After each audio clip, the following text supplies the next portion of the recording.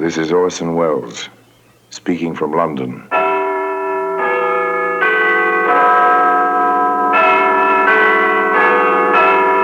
The Black Museum, the repository of death. Yes, here in the grim stone structure on the Thames, which houses Scotland Yard, is a warehouse of homicide, where everyday objects, a skillet, a screwdriver, a photograph, all are touched by murder.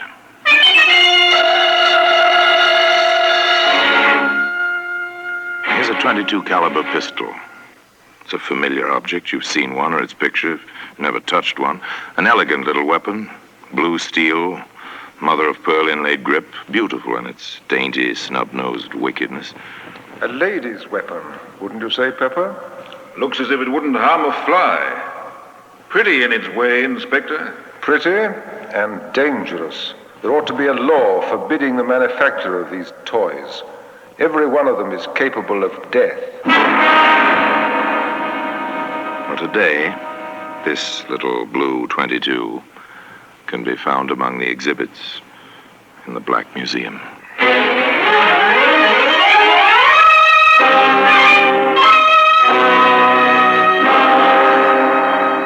From the annals of the Criminal Investigation Department of the London Police, we bring you the dramatic stories of the crimes recorded by the Yard's Gallery of Death, the Black Museum.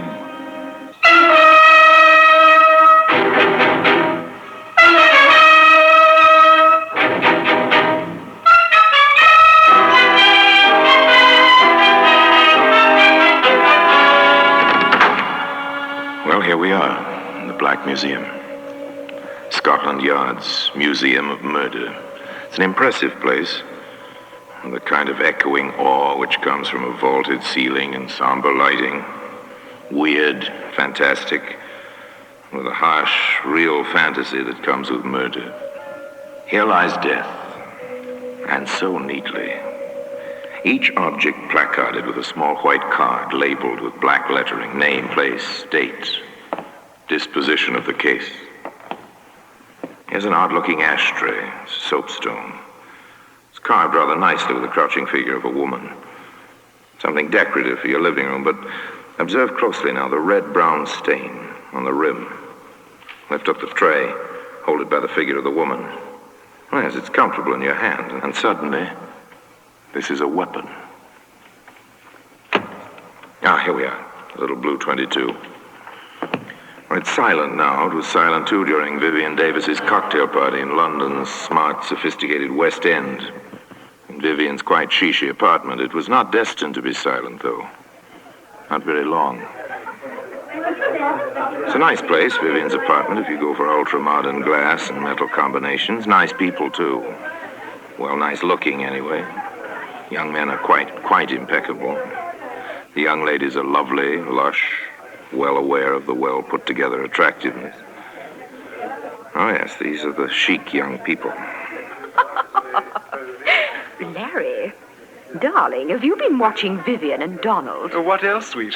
They are at dagger points, aren't they? Well, frankly, Larry, if Viv has one more martini, she'll kill Donald with a look. An alcoholic look, at any rate. But why all the fuss and bother? If Donald wants to play, she ought to let him. I know at least 3 males who are perfectly willing to give Viv a time, really. Mm-hmm. Including yourself, Larry, my sweet? No, darling, I'm the 4th. But then why bother? A trifle strange, isn't it?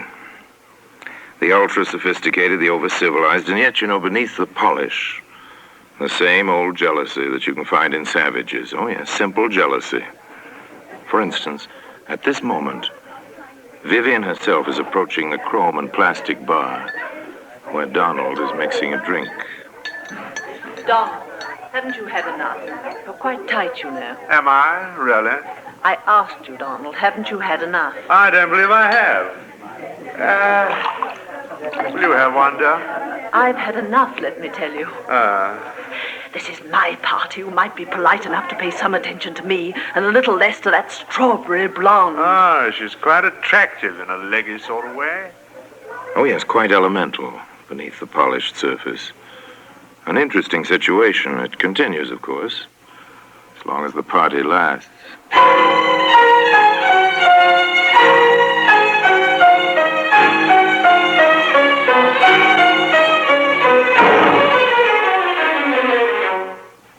continues, as a matter of fact, well past the end of the party, even to the moment when May and Larry are making their farewells. The last of the guests to go. Oh, it was simply marvelous, Viv, darling. Just delightful. I always adore your parties, Viv. The liquor flows like water. Thank you both for coming. My little parties wouldn't be the same without you. Isn't that so, Donald? Huh? Yes, yes, of course. Coming, Donald Orson? Well, I don't exactly Oh, know. Larry, please. What? Oh, put my foot in it, haven't I? I'm sorry, old man. Au revoir, Viv. Let the martinis run again sometime soon. Bye, darling. Ring me, won't you? Oh, soon, darling. Quite soon. Donald's for it now. Did you see the look in her eye? Come along, dear. Don't be catty. Oh, I don't know. The party's over now. Silence descends on the carpeted hallway. For a moment or two. And then, through the muffling walls... You stupid little, silly little beast on that woman. Oh, stop it, Viv. I'm not interested in her. I've Don't told you you make time me look and such a time again. perfect idiot. Man versus woman. A jealous woman. Where does it go? Isn't it obvious? Of course. Somebody's bound to be hurt.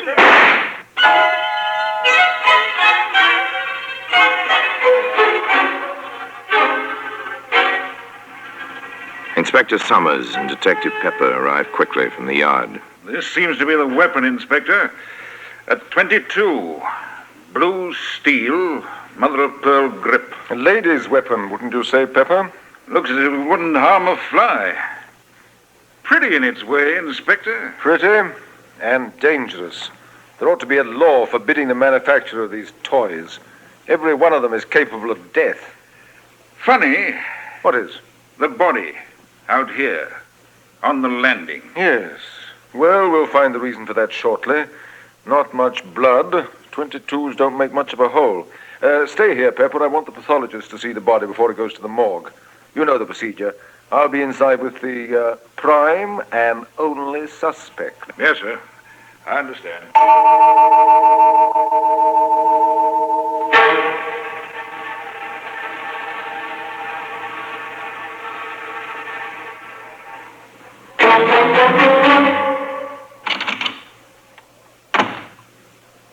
All right. Tell me how it happened. Don't you dare to talk to me like that. Take hold of yourself, Miss Davis. I need the answers to a few questions. I'll answer that. Don't you dare. That's my telephone. Yes? No. This is Inspector Summers of Scotland Yard. I see. I'm sorry, Lady Munsey, you can't speak to your daughter just now. Yes, she'll be coming down to the yard. You can come there if you wish. Goodbye. Now will you leave me alone? You know who my mother is. Which do you prefer, to answer my questions here or to come down to the yard? I refuse to answer anything. That won't look well in the report, miss. Oh, get out of here. Get out. Take now. hold of yourself, Miss Davis. I've told you and told you. Donald and I were arguing. I suppose I grabbed the gun from under the pillow where I keep it. He tried to take it away from me. And next I knew there was a shot and he was mumbling something about a doctor. And then he was dead. Oh, now leave me alone. Leave me alone. Inspector Summers felt that further questioning was indicated. The location he chose was his own office at the yard. Where did you get the gun, Miss Davis? My husband gave it to me several years ago. Are you married? I was. I'm divorced. Inspector Summers thought of many questions. Where did you struggle over the gun? In the bedroom. I see. Why do you use linoleum for a floor covering in the bedroom? Oh, because it's easy to keep clean and because it's chic and because... Oh, what has that to do with Donald? I'm asking the questions, Miss Davis. Oh, yes, there were many, many questions. How long have you lived at that address? How long did you know Donald Martin?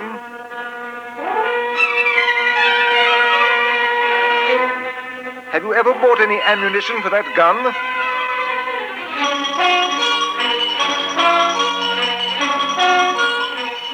What were you quarreling about? It went on and on. And finally... Very well, Miss Davis. We shan't hold you. But don't leave London. And your mother is waiting for you. You better go home with her. We're sealing your apartment. An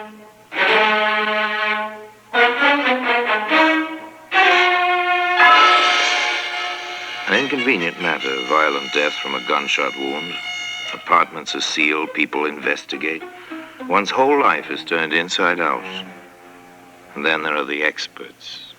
The scientific facts contradict some of Miss Davis's statements, Inspector. They do? For instance? There's no evidence of any scorching of the clothing round the bullet hole.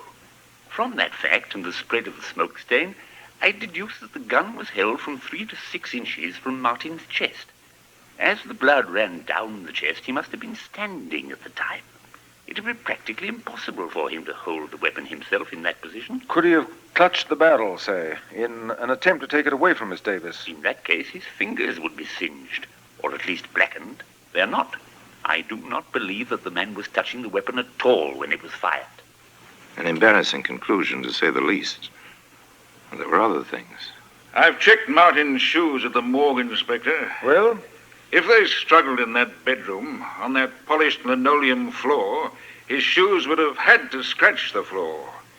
They're leather-soled, and they have metal taps on the tips. Very good. Another discrepancy. Now, Pepper, I think we'd better have a bit of a talk with the neighbors. Are you certain of that, Mrs. Merritt? I am positive.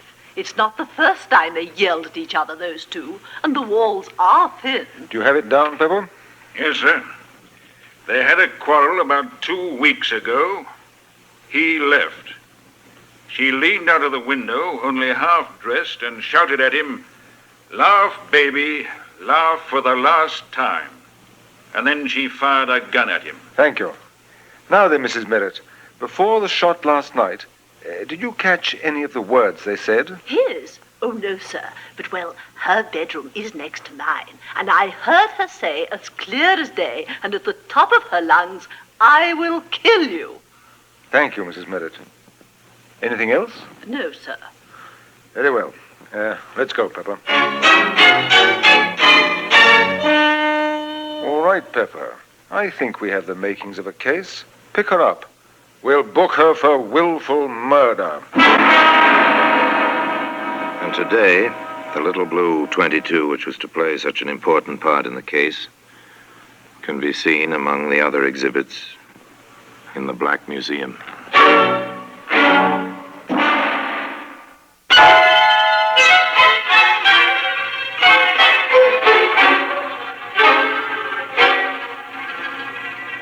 As the inspector said, they felt they had a case. The evidence was piling up. Vivian Davis was arrested. Her defense counsel was a distinguished member of the bar, and the prosecutor assigned was no less brilliant. But some of the conversation about the case was, well, a lot less brilliant.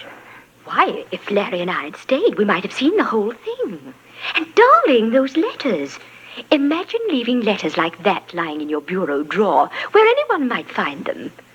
And do you suppose the prosecution will use them for evidence? This is one trial I simply shall not miss. Let me say here and now, if May owns a gun, I'm walking out, and at once. But Viv always was unstable, you know. That's the kind who'll pull a gun on you when you least expect it. Not for me, old man. Not for me. I always said she was no better than you'd think. Wild parties at all hours, firing guns around, drinking. Oh, I dare say the woman wasn't happy. But then who is? Now I ask you, who is? Poor Viv. I understand the food in prison is all starches. Seen the headlines? This is a juicy one, what? I'm to be a witness? You don't say. Really now? You don't say. They tried the case in public gossip long before it came to proper trial. And when the proper trial began, the courtroom was crowded naturally with bright young women and polished young men, the familiars of the defendant. This, however, failed to ruffle the solemnity of a British court. I shall permit no demonstrations.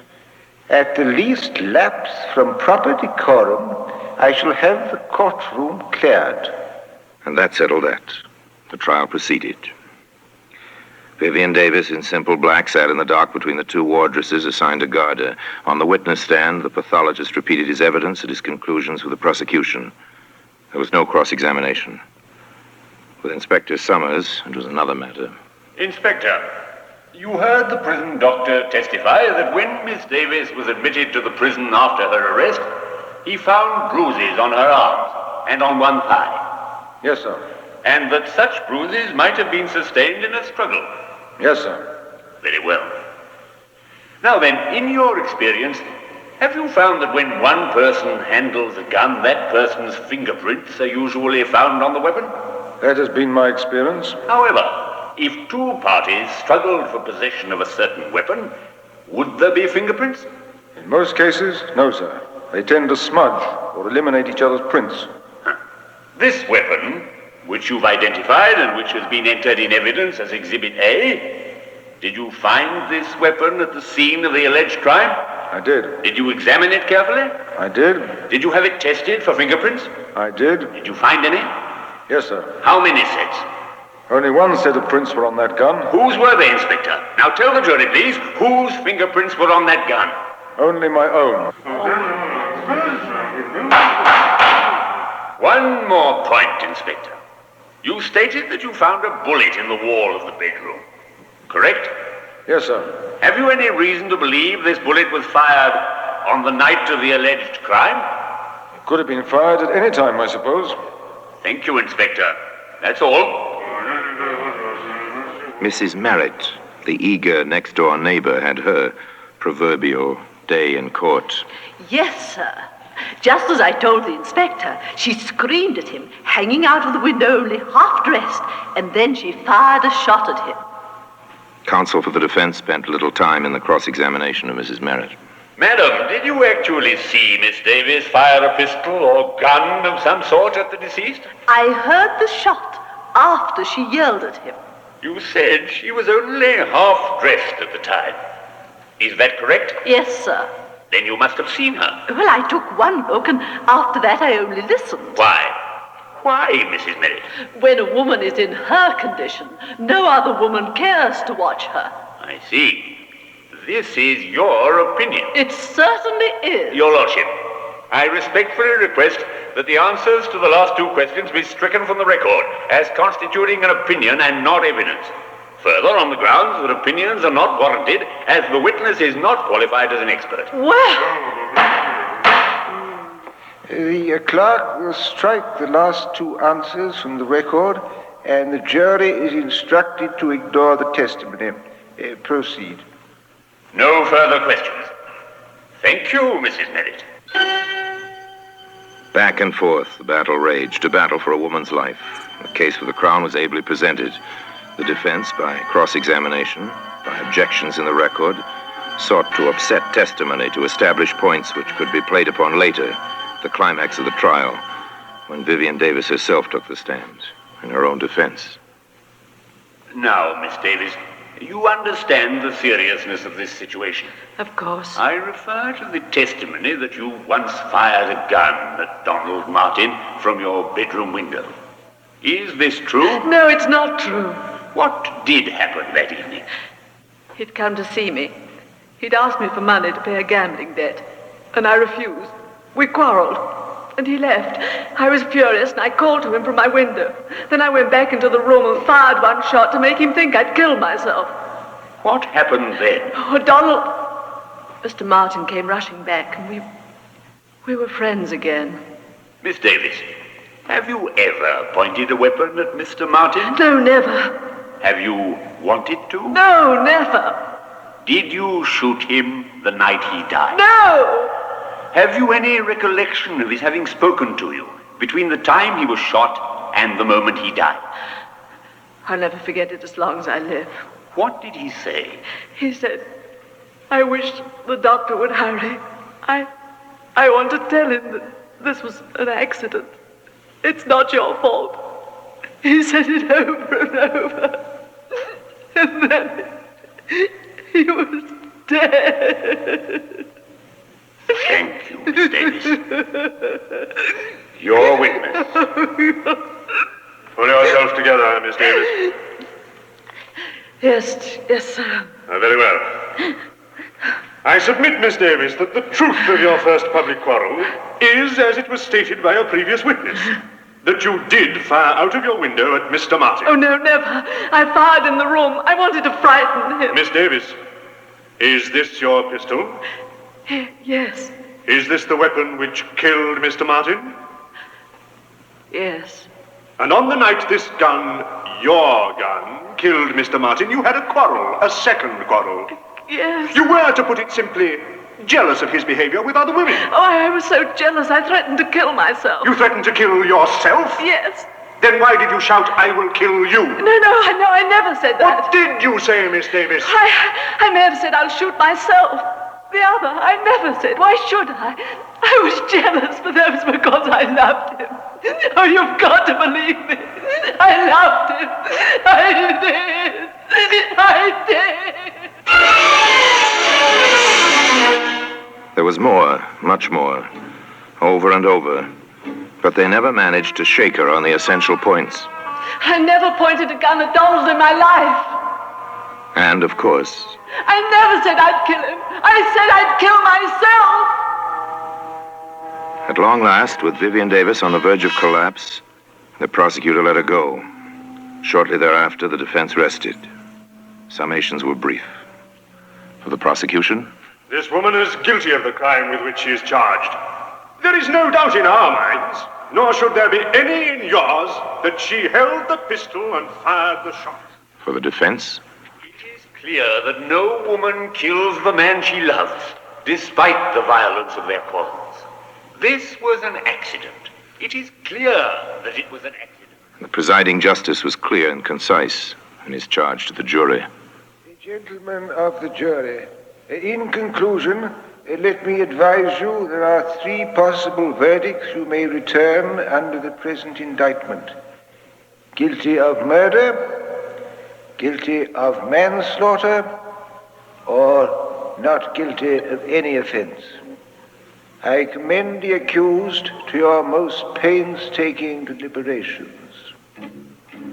The jury filed out. They stayed out for 2 long, weary hours. There was chatter in the courtroom. There always is. But even the gossip was subdued. Everybody waited. Waited. But it seems perfectly incredible. A murder trial, and I've been in on it since the beginning. Well, I do hope the judge wasn't as much against her as he seemed to be. It was really too exciting for words. I've had more dinner invitations because I know Viv. Oh, well, after all, the poor girl might be hanged, you know. Oh, grisly thought. Well, for my part, even if she gets off, there'll be one advantage. She'll never be my neighbor again, and that will be an improvement, I'd say. And at long last, the waiting was over. The prisoner arose in the dock, at the judge's request. The foreman of the jury faced the prisoner in the court. The age-old formula was intoned by the clerk. Members of the jury, have you agreed upon a verdict? We have. Do you find the prisoner guilty or not guilty of murder? Not guilty. Do you find the prisoner guilty or not guilty of manslaughter? Not guilty.